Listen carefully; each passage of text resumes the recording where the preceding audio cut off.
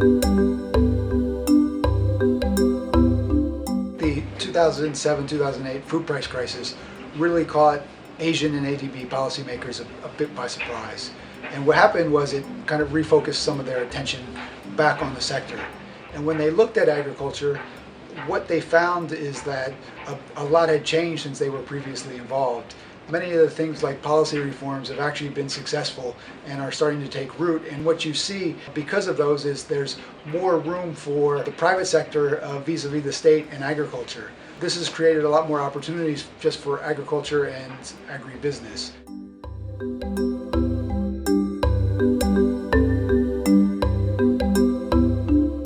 In terms of then the opportunities for agriculture, it's not just agriculture in terms of production, but it's all the way through the processing, the marketing, the retailing, and increasingly food industries that are beyond what you usually think about. This is important because although in many of the Asian countries, agriculture has been a declining share of GDP, this means there's still plenty of opportunities for agriculture and the associated activities to contribute to growth, employment, poverty reduction, in this case a lot rural poverty reduction, which is important for ADB because of the inclusion factor, which is a priority.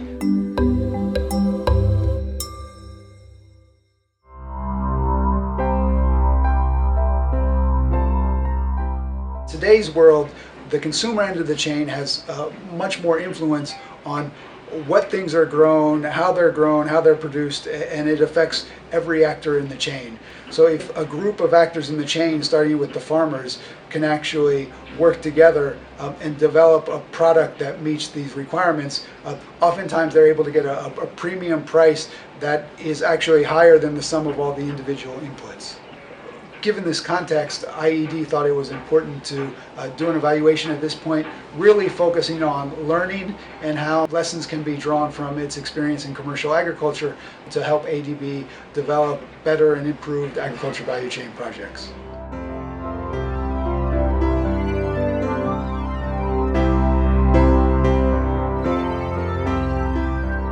One interesting finding from the evaluation was that ADB often, when it thought about supporting agriculture and commercial agriculture, it started with primary producers, which are the farmers, which intuitively that makes a lot of sense, and I think that'll continue to be a major focus.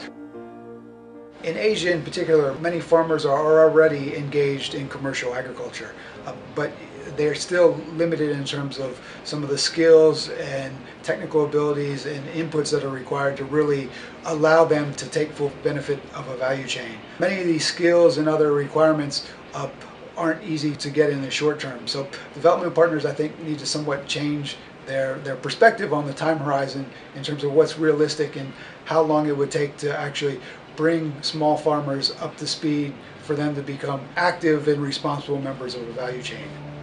Also, ADB has a significant emphasis on infrastructure. For example, when ADB builds a road, the idea is not just to build a road to connect people, but to connect markets, to connect high-value markets. And when doing that, what other kind of infrastructure is required? Are we talking about storage facilities? Are we talking about markets with cold chain, refrigeration, to make sure that some high-value products can meet their end destinations?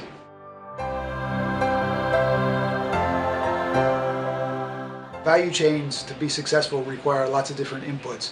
But from ADB's experience, there are actually a lot of good things to build on, especially ADB's focus on poverty, inclusion, food security, and food prices.